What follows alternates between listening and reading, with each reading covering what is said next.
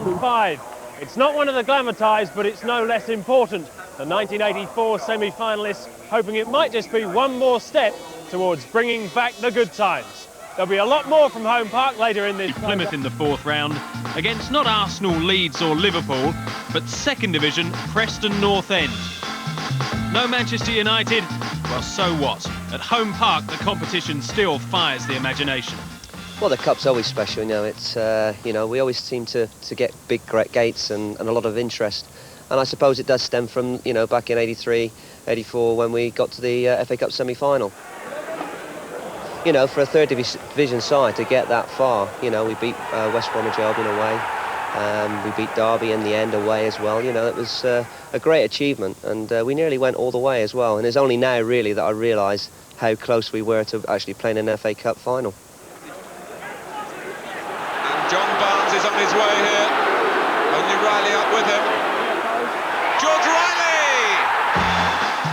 It was Watford of the old 1st Division who made it instead to the Twin Towers, but the memories will always remain. The current cup run hardly compares, but is cause for optimism, a mark of the Pilgrims' progress in 18 months under Hodges. He's patiently assembling a side to escape the modern Division 3, wise old heads like Steve McCall, combining with some promising youngsters such as striker Ian Stonebridge, who's excited the talent scouts. Well, it's nice, to be honest. We haven't had that for a while, other clubs watching our players and talking about our players. So I'm encouraged by people being interested in my players, but we have them on contracts, so it has to be worthwhile financially for us to allow them to go. And not that I'm looking to let them go. I've sent up some very good youngsters with a bit of experience. We've got a nice little blend about the team at the moment, and I want to try and keep it together for as long as possible. They may soon be building off the field too. After a decade of heated debate, the club claims the redevelopment of its stadium is finally imminent. If that happens, it might even restore the fans' faith in the chairman who took the club from 1st Division to 3rd. Dan McCauley's had death threats along the way from some who didn't share his dry sense of humour. I've got a tremendous record. Nobody thanks me for taking them to all the smaller clubs in the league. Everyone at Plymouth since I've joined the club has had a chance of at least going to 72 grounds. But no, I think I have been misjudged. But fans want results, and that's all they're interested in, results. And there are obviously in a cross-section of the community a few that love the club deeply and will go to any length to satisfy their success. What about this stadium? Will that convince people, you think, that you're the right man for the job and the right man to take the club forward? Well, I think so, but I'm getting old and senile, you see. But we've got to move on. But in 2 or 3 years' time, I hope that we can get the club debt-free and then sell it to local people, hopefully, and the club can continue to prosper. In the short term, the cup exploits are fostering an upbeat mood. The 2nd Division scalps of Brentford and Reading already taken. Promotion definitely Plymouth's first aim, but the knockout contest can be good for confidence. I want to do well in all competitions, and obviously, I don't want it to overshadow the league, because obviously that is the priority.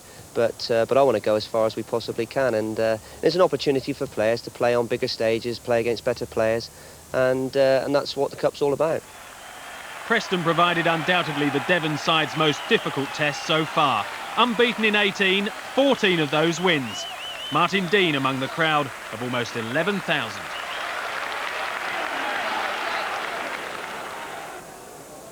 Sorry for Mackin. Mackin had made a little run up ahead of him. Wide for Ayres instead. Looking to come inside. He might get the shot away from there. Good save from Sheffield. And it was Craig Taylor who got in the clearance as the ball dropped into the danger area. That's the first time, really, that either goalkeeper has been tested.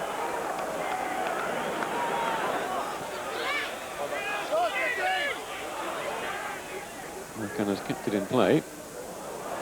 Got space to get a cross in. It's played in towards Appleton. The cross towards Nogan. And Kurt Nogan gets the touch that puts Preston in front. Well, Kurt Nogan is celebrating, but did he get the final touch? That's the big question. Wynne O'Sullivan was in there challenging as that ball came across the box, and it may well have gone in off the Argyle defender rather than Kurt Nogan.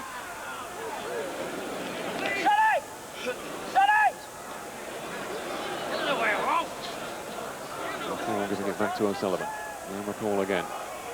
Look to get the cross in this time. Hargreaves, little touchdown for Ledbetter. He's made a bit of space for himself. Oh, what a good effort. And Moylan, I think, getting a hand to it to turn it away from the corner. And that really deserved better from Chris Ledbetter. Lincoln leaving it for Gregan. And now Alexander. Well, the flag has stayed down. This is David Ayres. Now, was he caught by Sheffield? Well, it was one of those one-on-one situations. Sheffield had to come out and commit himself. And referee Paul Durkin deciding that he just clipped David Ayres.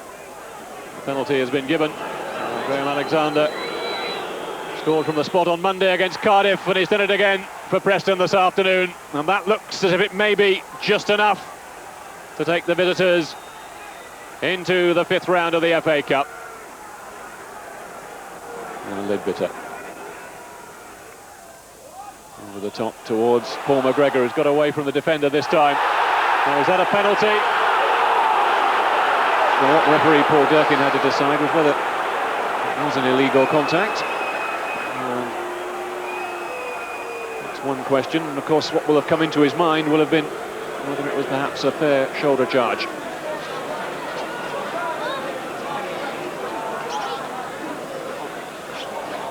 And then we've got a corner at the other end. David Ayres will take the corner. And towards that near post, and that has gone in. That is a definite own goal this time. John Beswetherick getting the touch on the near post. Division 3's interest over, but the second division side one step closer to Wembley. It was a great achievement for all lads to be there, the 5th round of the FA Cup.